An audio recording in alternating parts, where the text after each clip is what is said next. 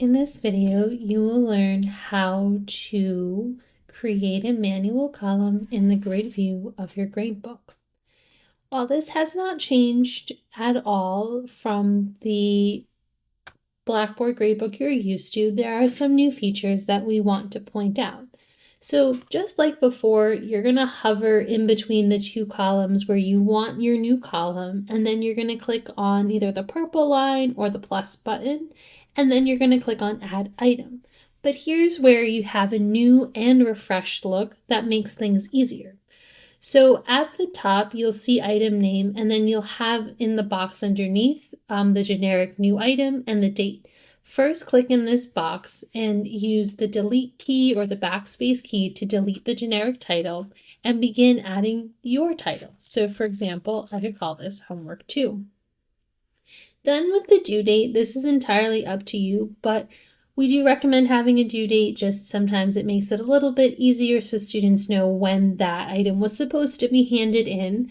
So to change the default date of today, what I will do is I'll click on the calendar and it'll always bring the month you're currently in. So in the month that you're in, you select the correct day, and if this month is wrong, be sure to use these little arrows to get to the correct month. So I'm just going to say that this is due September 13th.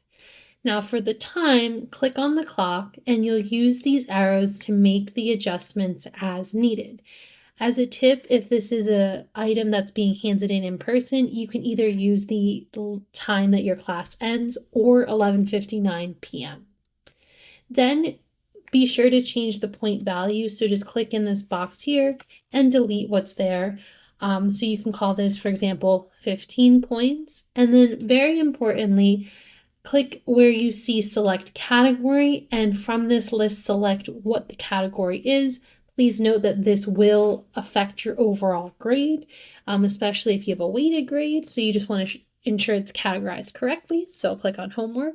And then lastly, you want to make this visible to students. So you click on hidden from students, and then you go ahead and make it visible. And then you'll come to the bottom and click on save.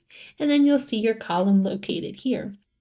So this is how you create a manual column in the grid view. And as you saw, it is the same idea and the same process. It just has a new refreshed look to make it seamless and easier to add a title, due date, and set up the category. If you have any questions or need further support, please reach out to us and we can help. Thanks for watching, and we'll see you next time. Bye.